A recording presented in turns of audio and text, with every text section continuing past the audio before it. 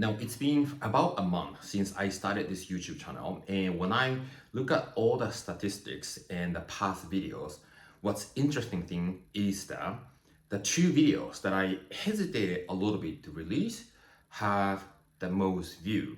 And the two videos are Christ consciousness and the myth of trauma. The reason that I hesitated a little bit was because the term Christ and trauma that I do not have any hesitation in releasing, but I did have a little bit hesitation in being misunderstood. But I did it anyway, and they have the most views. So in this video, I want to talk about a conversation about God, because another word that I feel sometimes hesitating to use. But let me go back a little bit, explaining a little bit of my story, because what I mean by hesitation. So for instance, until about 6, 7, or 8 years ago, I even hesitated to use the term spirituality, because people have different ideas around spirituality, religions, in the world that is invisible in the physical eyes. And I had this certainty inside of me that that dimension exists and that dimension needs to be talked about. However, I did not want to be misunderstood. And I sort of overcame that. It's very interesting though. This is how everything works, right? The moment I started to embrace that word, spirituality, and when I started to use more of that proactively, those who are interested in that topic, of course, started to come towards me. And another word is God, right? God, I mean, I think a lot of people use this term from each person's point of view and perspective. But for instance, up to maybe 3, 4 years ago, I hesitated when that word was being used, because I have seen many people, community groups who use that word in a way that was different from what really God is. And I observe different people's point of view and the way they explain. And here, right now, I felt drawn to when actually people use the term more. So I myself feeling comfortable, not inside of me. I always felt comfortable inside of me. But to be able to share that word and the meaning behind and definition behind from my point of view, to be able to share that so we can come together to explore. And this is something that I state often when I do some sort of free training or events. Any of the videos that I share or present and release is not to try to convince anybody to believe what I believe. I think there's a truth, the absolute truth that exists in this world. And what I mean by absolute truth is that, for instance, sun exists. This material world exists, right? So those are not each individual's truth, but it's an absolute that truth, right? So that night comes, that the world becomes darker at night. People are experiencing that every single day. So it's not something that we need to believe, but it's a direct experience. So we call that absolute truth. Gravity is an absolute truth, right? And then when you go inside of the water, gravity changes. It's an absolute truth. It doesn't change depending on people's experience, perspective. Yeah. And my truth and then your truth, what I believe, what you believe, changes based on your background, experience, and how we are at this moment interpreting things. And I think the terms such as God can become a little bit sensitive depending on the relationship that you have with it. So in this video, I just want to throw everything out, what I have experienced, what God means to me. And then I want you to pick and choose what works for you that enhances your life. And if we can create that life based on our belief, we want to lean into the belief based on what life we want to create, right? And it's interesting because it's up to us whether you want to believe that or not as well. Meaning, if you believe, you will see. Many people see in order to believe it, right? But can we believe that if you believe, you will see, considering that universal law of cause and effect and vibration and attraction? So let's get started. So what is God? I mean, let me go back to my initial story of how I started this journey, right? About the age of 17. I was in this part-time job and I had a break, and in the break room there was a book. I found a wisdom book. I was in Tokyo back then, and then I started to explore. I was surprised that somebody else was thinking what I was thinking. Somebody else was writing actually what they were thinking on in the book, and I felt so resonated. I felt really connected to the content of the book. The book was a wisdom book that was the book was talking about the entire spiritual world. Yeah, and then from there I started to go to bookstores and then begin exploring spiritual section, and the book that I came across very first stage of my spiritual awakening per se journey was A Conversation with God by Neil Donald Walsh. Yeah, some people might know him, people might be new to him. But then I was fortunate enough to be able to encounter that book, Conversation with God, when I was 17, and he was just publishing that first book, right? Like he has many, many books right now. But actually, when I read that book, I got drawn to, and I couldn't put it down, and I was reading one page after another, and I was waiting for the next book to be published, and I read each book upon publishing when I was living in Tokyo. But Neil talks about, and later on I attended some of his talks and all that, and he was talking about, or actually one of the people in the audience were asking, does God talk to everybody, right? And Neil's response was, it's not about that. It's about either whether you're listening to it or not. And it's interesting because I think I found that to be true. And also, if we talk about conversation with God, right? So you are having a conversation with God, right? This video particularly that I'm creating right now, that you're watching, is conversation about God. But the book that Neil released, Conversation with God. So does God speak English? Does God speak Spanish? Does God speak Chinese? Does God speak any language, right? So if God can speak to everybody, if anybody can listen to, if you become aware of how to, this is the key, how to listen to, God does not speak any specific language, right? So what is that conversation with God when he said conversation with God means? That there is different signs, symbolic signs, intuitive feeling that arises inside, and you start having this interaction with something bigger than your individual identity. Yeah. So many people talk about God, and many people understand conceptually what God is, and there is a layer that we must cover and explore together, how to actually begin living that God within us and throughout the world. So I have come to realize that, first of all, the God is not some sort of person or any physical entity, right? So let's say if God created this whole universe, God doesn't have any age, God doesn't have any limitation. God is the source intelligence that governs the universe. God is a source intelligence that governs the universe. Let's say God created all and is living still with us, that living matrix, the infinite universal intelligence. And if something is alive, like you and I, or like tree or ocean or any living organism, God is embedded in all of us.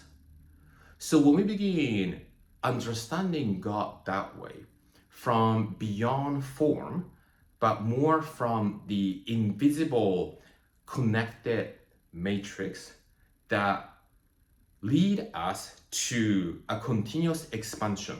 Yeah, because one of the things that I am very clear and aware is that when we get static, we start feeling stagnant.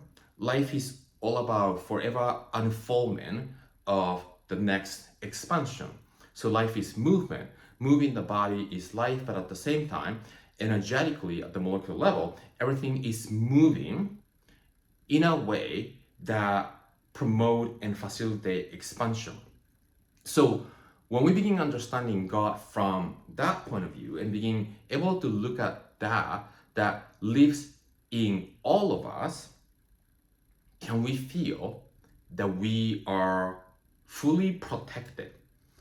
And it's interesting. I'm gonna come back to multiple times to the very first video that I created when I launched this YouTube channel. The title is "The Only One Things That Humans Suffer From," and that is the loss of contact with the whole. So basically, that video, without me stating God words, it was about God, about how we're our individual bodies and individual mind, our individuality, the identity, you and I, who are kind of watching this video and then listening and talking myself, is an extension of the God self, the united self. And it's been clear to me that humans who can think, humans who can expect, human who can shift our perspective, human who has an ability to believe about something, were created differently from any other creature on the planet, such as birds, such as all other animals or tree, that we were gifted to create more of what we want to be creating. So we are given a gift, an ability, and a capacity that God has. God created the entire cosmic, universal, physical, material world, and each one of us humans, individual humans, were gifted the God's ability to create. So, like for instance, dog or dolphin cannot establish a building or house, or cannot create Apple computer, or cannot create different the next new innovation, right? But humans have been creating that, and are able to create more of those because we were given the gift of God to create. We are a creative creature. So in order for us to demonstrate God in us, we want to be able to lean into the creative aspect of it, to constantly create, to constantly why do we create? Because creation can lead to serving others, right? What's the opposite of creation? The opposite of creation is survival. So that can lead into all the things. Like for instance, where I have a lot of the videos about positive thoughts, negative thoughts, expansive thoughts, contracted thoughts, empowering thoughts, disempowering thoughts. So right there, internally, that split into two different directions. The expansive thoughts, positive thoughts, are creative thoughts. Thoughts that's expansive leads to creation. But the negative thoughts, disempowering thoughts, or some sort of limiting belief or feeling that disempower us, destructive emotions such as frustration, anger, all the moment-to-moment emotions, psycho-emotional anatomy per se, that limits us to feel expansive. That belongs to the survival realm. So it's important to fill ourselves with positivity, fill ourselves with expansion, fill ourselves with empowerment by choosing that creative side, creative realm of our internal experience. So for me, it's very interesting. Not many people probably connect these two dots, but thinking positively, thinking negatively sounds like, a psychological stuff, and the positive thinking is good stuff that is sort of like, another trend psychologically.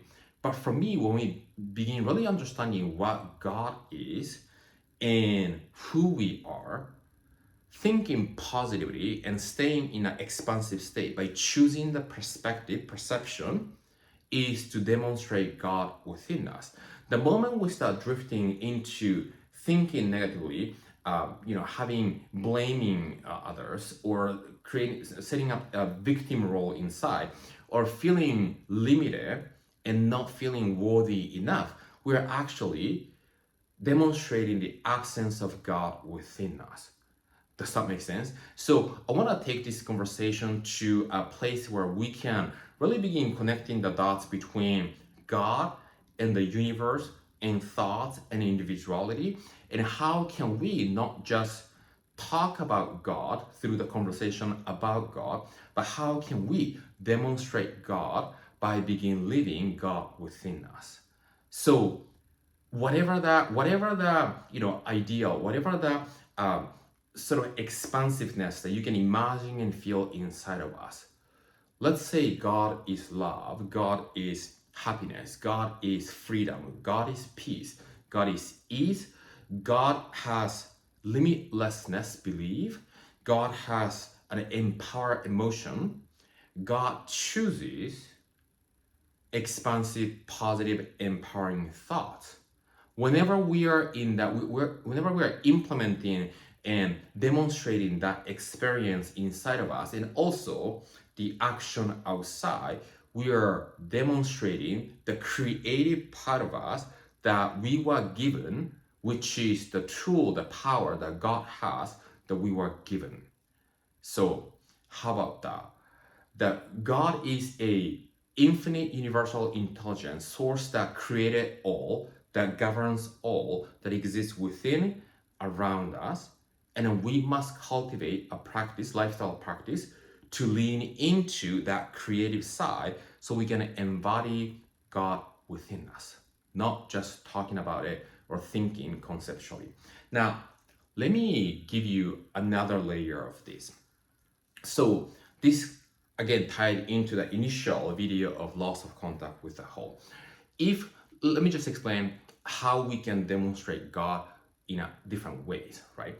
So we are part of natural world. Humans are a living organism that is part of the infinite universal intelligence. So what we want to understand is that we are part of nature.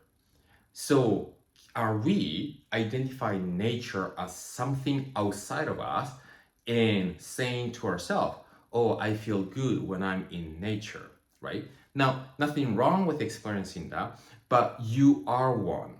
So the practice that we can cultivate is this feeling of expansion, this feeling of circulation, flow that you might be experiencing when you go to the beach, when you go to for a hike and it's surrounded by trees, nature.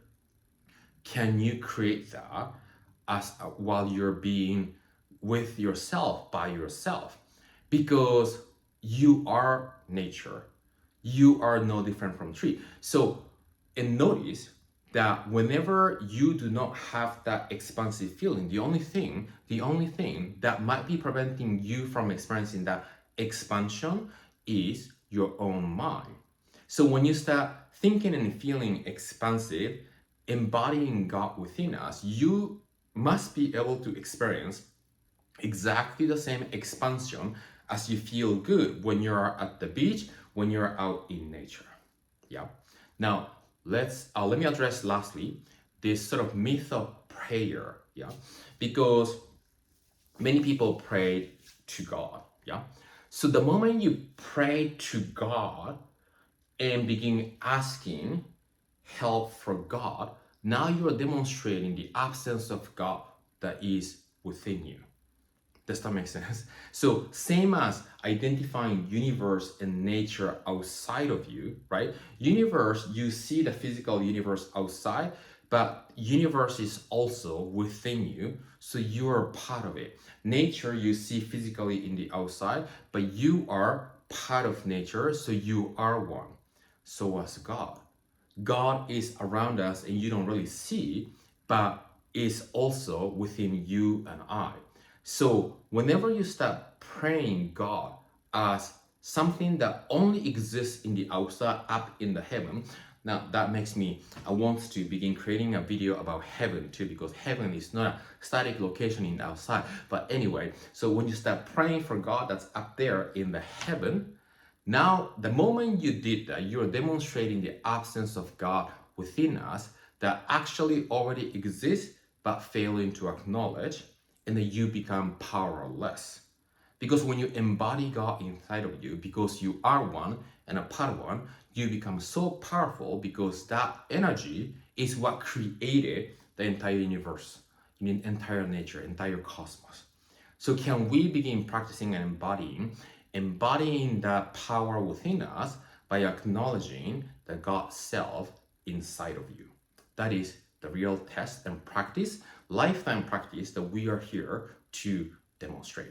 So let me know if you have any question. Let me know if you have any different opinions about it, right? I don't need to have the same opinions and belief and ideas with you and everybody else, but I hope that this perspective can help you to create the life that you desire, so you can your life becomes peaceful, fulfillment, and happiness, and more than anything else, the life that you are deserving to live. So see you in the next video.